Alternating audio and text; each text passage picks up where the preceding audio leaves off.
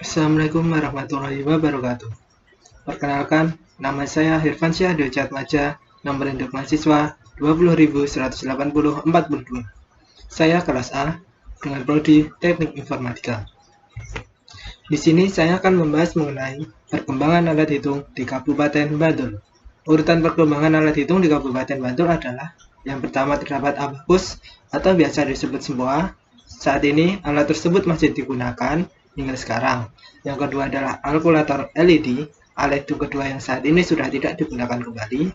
Lalu yang ketiga adalah kalkulator LCD yang hingga saat ini masih digunakan. Abacus atau yang biasa disebut dengan semboa dalam bahasa Inggris, semboa dikenal dengan nama abacus. Penggunaan kata abacus sudah dimulai sejak tahun 1387. Dalam bahasa Yunani, kata abacus juga berarti tabel untuk menggambar bentuk-bentuk geometris di atas debu atau pasir. Asal-asal semboa sulit dilacak karena alat itu yang mirip semboa banyak dikenal di berbagai negara atau kebudayaan di dunia. Konon, semboa sudah ada di Babilonia dan di Tiongkok sekitar tahun 2400 sebelum Masehi dan 300 sebelum Masehi. Orang Yaman kuno menghitung dengan membuat garis-garis dan meletakkan batu-batu di atas pasir yang merupakan bentuk awal dari berbagai macam variasi semboa. Semboa adalah alat kuno untuk berhitung yang dibuat dari rangka kayu dengan sederet poros yang berisi manik-manik yang bisa digeser-geserkan. Semboa digunakan untuk melakukan operasi aritmatika seperti penjumlahan, pengurangan, perkalian, pembagian, dan akar kuadrat. Semboa telah digunakan berabad-abad sebelum dikenalnya sistem bilangan Hindu-Arab, dan sampai sekarang masih digunakan pedagang di berbagai belahan dunia.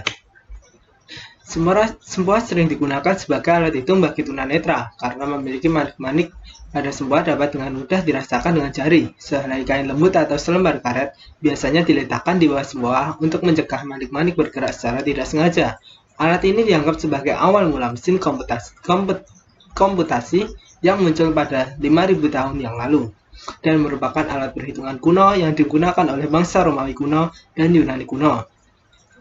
Abacus pada masa ini dipakai oleh para pedagang untuk menghitung transaksi perdagangan, dan abacus hingga kini masih digunakan di Cina serta berbagai negara di Asia, seiring dengan munculnya pensil dan kertas. Nah, di Kabupaten Bantul, Provinsi Yogyakarta, semboa masih digunakan oleh para guru untuk mengajar siswanya di sekolahan hingga saat ini. Bahkan, kursus hitung dengan menggunakan semboa juga masih ada hingga saat ini di Kabupaten Bantul. Tepatnya di Tegal Kajen, nomor 155 RT 4, Bangunharjo, Sewon, Bantul, Yogyakarta, pada pos 55187. Nah, cara menggunakan semboa yang pertama adalah kita harus mengetahui dasar dari semboa. Tanpa mengetahui dasar-dasar dari penggunaan semboa, menggunakannya akan kelihatan susah. Semboa sebenarnya hanya alat dari bulatan kecil yang dibagi menjadi dua baris berbeda. Selebih itu, semboa tidak bisa digunakan secara maksimal untuk menghitung. Yang kedua adalah mengetahui teknik pengurangan dan penjumlahan. Sebelum melakukan pengurangan dan penjumlahan, Anda harus tahu di mana kolom paling belakang adalah satuan, di depannya puluhan, ratusan, dan seterusnya. Setelah memahami ini, Anda bisa melakukan penjumlahan dasar, sebagai contoh satuan dengan satuan, puluhan dengan puluhan, dan seterusnya. Lalu yang ketiga adalah mengetahui teknik perkalian. Teknik perkalian berbeda dengan teknik pengurangan dan penjumlahan yang lebih mudah. Cara melakukan perkalian ini adalah membagi kolom menjadi tempat untuk bilangan yang pertama, tanda perkalian, bilangan kedua, tanda-tanda sama dengan, lalu sudah hasil. Untuk melakukan perkalian, lakukan perkalian antara bilangan pertama dengan bilangan kedua di tahap pertama. Hal ini berlaku untuk angka kedua dari bilangan pertama yang dilakukan dengan angka pertama dan kedua di bilangan kedua pada tahap kedua. Hasil perkalian tahap pertama akan ditempatkan pada kolom pertama dan begitu juga seterusnya. Nah, seperti inilah wujud semboa dari masa ke masa. Dan selanjutnya adalah kalkulator LED. Di tahun 1948 sampai 1980, para matematikawan dan pengusaha membuat dan mengembangkan kalkulator dalam bentuk periskop, yaitu kalkulator yang memiliki layar LED atau Liquid Emitting Diode. Untuk menampilkan hasil perhitungan, kalkulator yang diciptakan dari masa ke masa berubah bentuk menjadi semakin ramping, mudah dibawa, dan dengan harga yang semakin terjangkau, dan pada umumnya dapat dibilang murah. Tahun 1965 mulai dikembangkan kalkulator genggam yang bersifat portable atau mudah dibawa. Nah, kalkulator ini diproduksi oleh Texas Instruments yang disebut sebagai Caltex tahun 1969, kalkulator elektronik pertama dengan tenaga dari baterai. Kalkulator ini menggunakan NSI atau Large Scale Integration. Kalkulator ini juga menggunakan layar hijau atau LED. Saat ini di Kabupaten Bantul, kalkulator seperti ini sudah tidak digunakan lagi dan sudah berkembang menjadi kalkulator LCD. Seperti inilah wujud dari kalkulator LED. Nah, dan ketiga adalah kalkulator LCD. Pada tahun 1970 diciptakan kalkulator yang dapat dilepas dari bungkus yang berbahan keras. Kalkulator ini cukup bila dimasukkan ke dalam kantung. Kalkulator saintifik pertama kali diciptakan pada tahun 1972.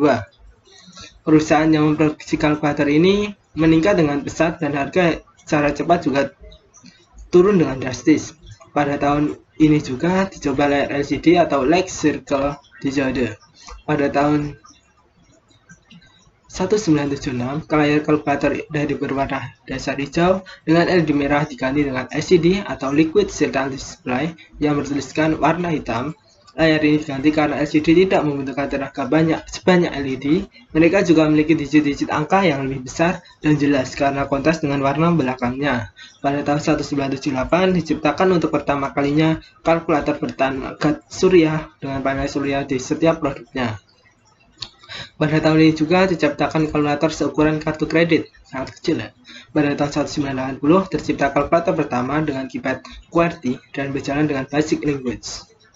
Cara penggunaannya cukup mudah, cukup dengan masukkan angka yang kita inginkan, lakukan penghitungan, kemudian kita tinggal pilih operasi penghitungan apa yang kita inginkan, seperti penjumlahan, pengurangan, pembagian, perkalian, dan lain-lain. Nah, dalam sebuah kalkulator, umumnya itu terdapat sumber tenaga, baterai atau sel surya, keypad untuk memasukkan angka dan komando penghitungan seperti tambah, kurang, kali, bagi, dan lain-lain. Lalu prosesor chip atau mikroprosesor yang berisi berbagai macam unit, lalu layar tampilan untuk menampilkan angka, komando, dan hasil. Kalkulator inilah yang hingga saat ini masih digunakan di daerah Bantul. Hal ini dikarenakan ukurannya yang kecil dan praktis jika ingin dibawa kemana-mana. Memiliki fungsi untuk menghitung yang cukup banyak dan tidak perlu menggunakan listrik karena sudah terdapat baterai atau sel surya, sehingga saat menggunakan tidak perlu membawa kabel dan mencari sumber listrik. Nah, inilah wujud dari kalkulator LCD. Ini adalah sumber yang saya gunakan untuk menulis presentasi ini. Nah, terima kasih ya atas perhatiannya. Saya ucapkan terima kasih. Kurang lebihnya saya mohon maaf. Apabila ada salah saya ucapkan mohon maaf sebesar-besarnya. Wabillahi taufiq wal hidayah. Wassalamualaikum warahmatullahi wabarakatuh.